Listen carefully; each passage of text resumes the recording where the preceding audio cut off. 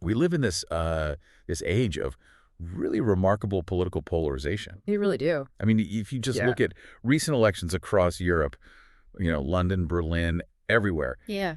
it it almost feels like society's actively pulling itself apart. It does. And, we always try to figure out why.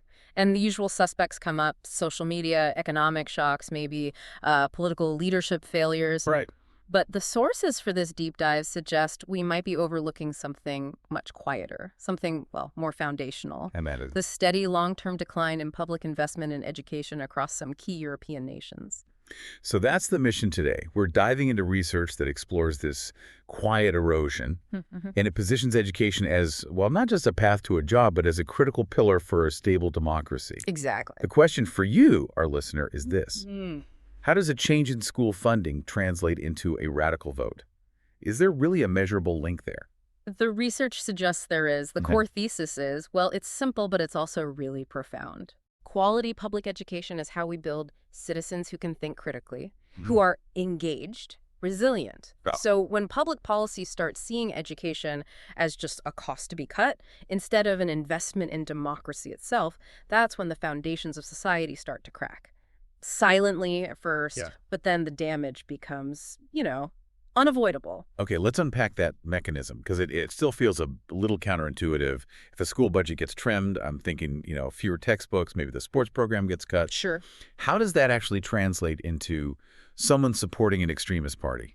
It's a chain reaction, the sort of slow, silent degradation. When the funding pressure really hits, school systems have to make these incredibly hard choices. Right. And historically, the first things to go, or at least be significantly reduced, are the more nuanced, critical thinking heavy subjects. You mean like the humanities, social studies? Exactly. Robust humanities, comprehensive social studies, philosophy, even investigative science.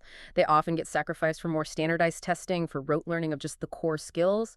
So we're essentially training people to perform tasks, not to ask complex questions. Precisely. And that sacrifice carries a huge political cost. It leaves individuals ill-equipped to analyze genuinely complex socioeconomic issues, Like what? like the interplay of inflation and trade policy and immigration, the big, messy topics. And crucially, without that training in rigorous analysis, people are just far less able to evaluate information critically. To see what's real and what's just sensationalism. Yes. They basically lack the mental toolkit to spot logical fallacies or, rhetorical manipulation. And when you lack that analytical toolkit, you become susceptible.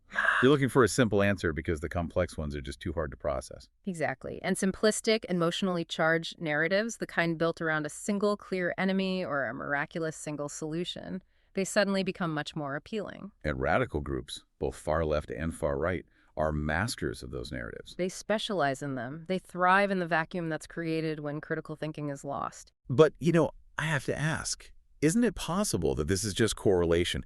How do the sources rule out other big factors we hear so much about, like mass migration or the 24-hour news cycle? That's a critical question, and the sources don't ignore those things. They see them as accelerators. Accelerators. Yeah, economic shocks and the internet, they speed things up. But the argument is that education is the firewall. The firewall. I like that. The difference is whether a citizen is equipped to process all that complex, contradictory information. Can they filter out the extremist rhetoric inside an echo chamber? A person with strong civic literacy is just harder to polarize. Whereas someone whose education was stripped down to just basic job prep. Is far more vulnerable. And that's not even getting into what declining civic literacy does to simple engagement. I mean, a good public education is supposed to teach you the mechanics of democracy. Right. The value of showing up, the importance of compromise, how the system actually works. And when that understanding declines, People feel alienated, disengaged. They start to believe their voice just doesn't matter in the mainstream system, and that disillusionment creates a vacuum of participation. a vacuum that extremist ideologies are perfectly positioned to fill. Precisely. They rush in promising radical, immediate change. They identify a clear enemy for you. They offer an identity and a purpose right where the state just offered apathy. And then there's the economic angle. Yeah. The sheer despair that fuels so much of this. For so many families, education has always been sold as the one clear path to a better life. It's meant to be the great equalizer. So when the quality of that path gets worse, especially in disadvantaged communities, when a degree just doesn't guarantee stability anymore, It just compounds the frustration. it creates what our sources call fertile ground for anti-establishment movements. If the official road to success is crumbling, people are naturally going to look for movements that promise to just, tear the whole thing down. Okay, so let's put this theory to the test. Let's look at some concrete data from the UK. The sources track public education spending as a percentage of GDP all the way back to 1946. And it reveals this absolutely fascinating. I mean, it's a real roller coaster pattern of shifting priorities. Almost cyclical, it looks like. Very. It starts with the post-war consensus era, so the 1950s up to the mid-70s. This period saw a rapid, sustained increase in education spending. Part of the whole welfare state expansion. Exactly. A collective investment in human capital. And spending peaked at about 5.8% of GDP in 1975-76. A really significant number. And the political climate back then was, relatively stable, right? Centrist politics, a general belief in shared institutions. Generally, yes. But then the trend reverses dramatically. From the mid-70s through the late 90s, we get what the sources call the era of fiscal restraint. And spending just plummets. It stagnates and then declines, falling all the way to about 3.9% of GDP by the late 1990s. And the political context for that drop was predominantly conservative, right-leaning governments. Thatcherite reforms, fiscal restraint, a conscious withdrawal of public investment. It was. And the political aftermath of that long decline. Growing social inequality, huge regional disparities, and a real rise in public disillusionment with the system. Did it ever bounce back? It did, spectacularly for a short time. Between 2000 and 2010, there was a rapid reinvestment under a Labor left-leaning government. Okay. Spending peaked again, getting close to that 1970s high, around 5.5% of GDP in 2010. The explicit priority was social mobility. But then came the 2008 financial crisis. And right after that, the austerity hammer came down. Post-2010, under conservative-led governments, that significant decline started all over again and accelerated. It fell from that 5.5% peak back down to about 4.1% by 2023. That's remarkable, and this is really the key takeaway from the UK data, isn't it? The steepest, most sustained periods of decline in education spending seem to correlate chronologically with the dramatic rise of anti-establishment sentiment. The Brexit vote. And just rapidly accelerating political polarization. The investment trends almost perfectly mirror the political volatility. And if you look closer at the partisan pattern in the source material, it's a consistent ideological divide. The periods of big decline in education investment happen predominantly under conservative, right-leaning governments driven by these broader agendas of austerity. And conversely, the data clearly shows that Labor, or left-leaning governments, historically prioritized and accelerated that investment. They saw it as a core part of social policy. We're just, reporting the contrast in spending priorities from the data, but that contrast tells a huge story. It does. And what's fascinating is that this isn't just a UK thing. Right. The sources expand this analysis across the continent. There's academic research that looked at a massive data set, 166 European elections since 1980. Yeah. And it paints a very clear picture. Austerity measures, especially cuts to social services like education, are powerful catalysts for political instability all across Europe. So when governments pull back on that spending, what are the immediate political side effects that we see across the board? There are two main consequences that really fuel polarization. The first one is just increased abstention. People just check out. Yeah. Too. The voters who are most affected by the cuts, those in disadvantaged areas, people relying on public services, they disengage. They feel ignored, they feel their vote doesn't matter, and they just stop showing up. Which leads to lower turnout and a less representative democracy. Right. Apathy shrinks the political space. And what about the voters who don't get apathetic? Well, they often get radicalized. That same disillusionment actively pushes them away from mainstream centrist parties and towards the fringes. Towards the radical anti-establishment groups. Whether it's far-left groups promising massive state intervention or far-right groups blaming outsiders and demanding rigid borders, they all offer these clear, seductive alternatives to what they see as a failed mainstream system. So this suggests that if you really want to dial down the political temperature, you have to reinforce the democratic infrastructure itself. And if the problem isn't just about the amount of money, but about the quality and the content being eroded. Then you have to shift from the spending problem to the quality solution. So how do we do that? How do we rebuild education as that firewall against extremism? The research points to 4 necessary focus areas, 4 pillars of resilience that have to be strengthened to reverse these trends. Okay, what's pillar number 1?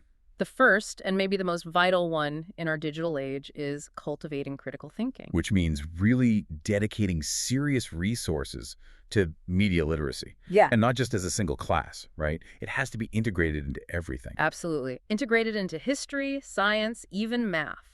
We need comprehensive, continuous training and analytical skills so citizens can spot deepfakes, challenge simple narratives, and engage with complexity without just retreating into tribalism. It's the direct countermeasure to the propaganda. It is. If you can analyze the argument, you're much less likely to fall for the emotional appeal. Okay, pillar 2, what is it? The second pillar tackles that sense of alienation we talked about, strengthening civic education. And this has to be more than just memorizing names and dates. Oh, much more. It needs to be practical, comprehensive, woven through a student's entire journey. It's about instilling a deep, functional understanding of how democratic processes actually work. The value of pluralism, the necessity of compromise. Exactly. When people understand the rules of the game, they're less likely to think the whole game is rigged. It counters that alienation by offering clear paths for constructive participation. Okay, and the third pillar moves beyond just knowledge and into social skills, like promoting empathy and tolerance. This is absolutely key for social cohesion. Education has to actively foster respect for diversity. It has to teach students how to engage in civil discourse with people they deeply disagree with. Schools as labs for democracy. That's the idea. Environments where students actually practice conflict resolution and learn that debate doesn't have to mean personal hatred. A massive task, but Yeah, an essential one if we want to stop defaulting to shouting matches. it is. And finally, we have to return to the root economic cause of so much of this disillusionment, addressing inequality. The solution here has to be structural. Meaning the reinvestment has to be targeted, strategic. Precisely. It must focus particularly on disadvantaged communities that have been hit the hardest by the cuts. The goal is to genuinely restore high-quality pathways to opportunity. Whether that's vocational training or university access. Yes, because when those genuine pathways exist, it reduces the economic desperation and the deep-seated resentment that radical groups are so good at exploiting. If you believe you have a fair shot, you're much less likely to want to burn the system down. So what does all this mean for us right now?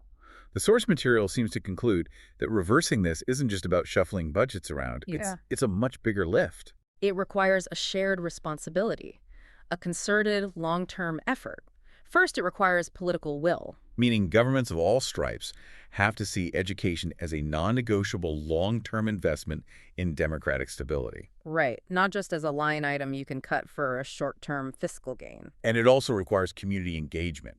Schools can't fix this alone. Not at all. Families, civil society, local communities, they all have to work together to support these goals, to promote critical thought and respectful discourse outside the classroom, too. The shortcut to understanding this whole huge, complex problem is basically realizing that the health of our democracy, the stability of our political system, it relies so heavily on the quality and the intellectual rigor that we build into our classrooms. It is the ultimate long-term public good.